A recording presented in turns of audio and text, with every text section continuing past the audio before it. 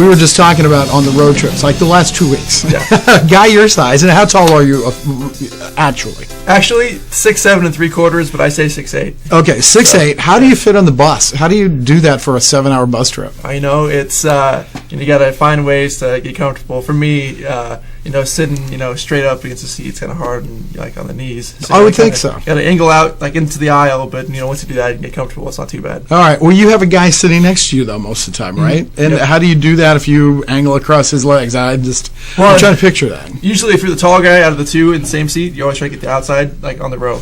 Okay, so that way you can stick out in the row and not have to worry about him. Okay. Well, these are secrets I needed to know because I know those trips are long. How is it being an athlete and having to travel all that in terms of your schoolwork and having any kind of time to yourself? It's definitely it's a challenge. It's not bad, but with time on the bus, there's a lot of time to read. If you have a lot of material to go over, some may find it hard to write or do certain assignments on the bus, but there's always time in the hotel or whatever to finish up writing or any homework you have. Well, you read my mind because the next thing I was going to ask is we have some time, especially if we leave the day early, for some downtime. And what do you do in those times when you're not going to practice or whatever?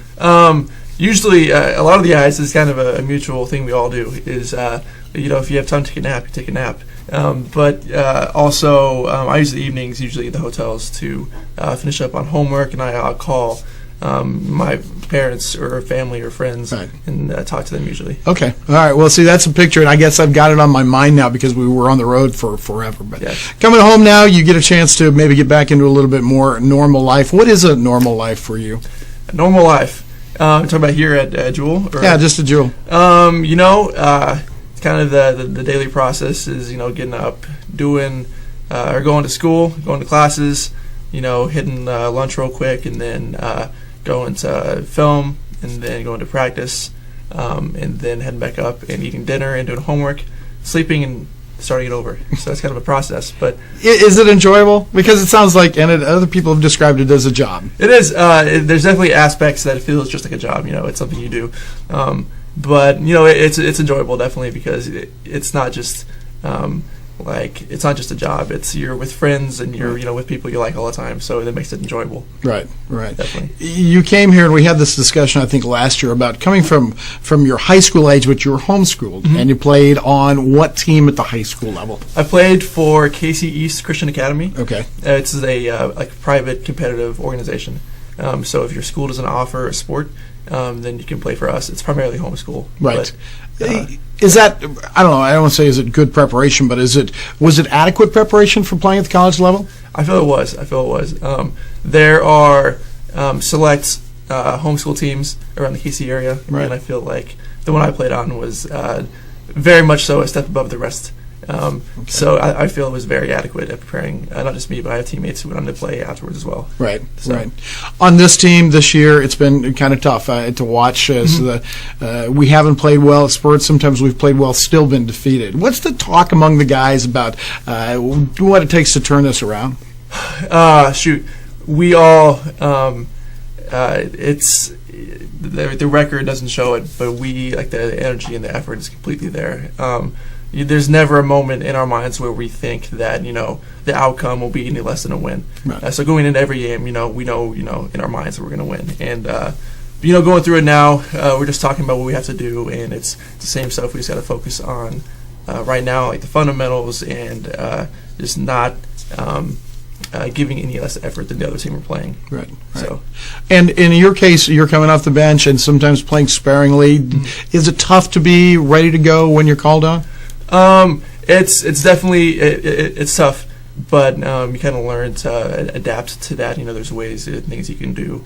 Definitely, when you're on the bench, a lot of people think you're just sitting there watching the game, but at least with us, we are all very much involved, and that's something we like to take pride in, I guess. Well, the last few games, you guys have kind of developed this, at least defensively, this kind of cheering section. I don't know, what do you call it? How does that happen? What goes on there? Because it's very noticeable, especially when we're on the road. Yeah, we, especially on road games, we like to,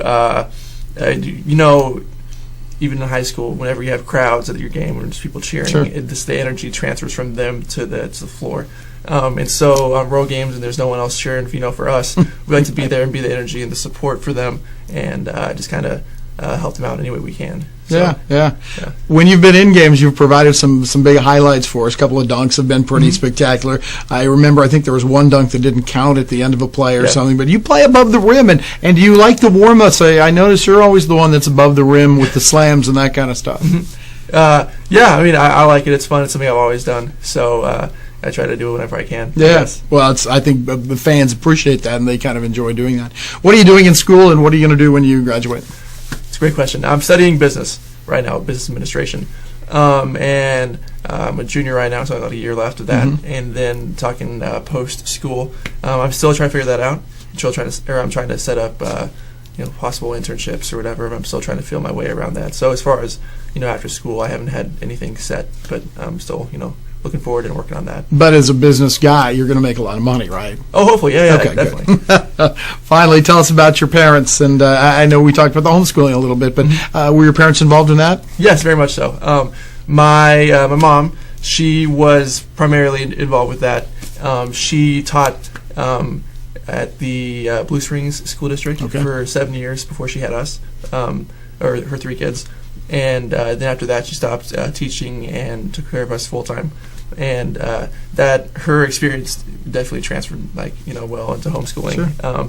So she schooled us until 5th grade or so, and then we got a curriculum from another school. We started using that, and then throughout high school, I also took classes at a local community college. Okay. And that's kind of how things went, and I think it turned out pretty well for me, at least. And your mom's name is? Oh, Rhonda Morrison, and your dad? Curtis. And what does he do? He is, let me see if I can get this right, he is in financial investment banking, I believe. Right. He owns and operates his own investment corporation. So it's Madison Global Holdings, I think, is what it's called. And how about your 2 siblings you mentioned? I have an older brother, Kyle. He is 22, about to be 23. And he is going to UCM. He's about to graduate. And then my little brother, who is 17, Evan, he is playing for the same school I played for, and I think he's having a pretty good season this year. And he's a junior, and he's a stud basketball player. He's gonna go places and do good things. Good. So I said that was the final question. I've got one more though, and it goes back to it could be athletics or academics or something else here at Jewell. But what's your best moment if you had to pick just one instant in time? What has that been since you've come to Jewell? Wow. Specifically, athletically, or just Jewell? Either Jewell entirely. That's a good question.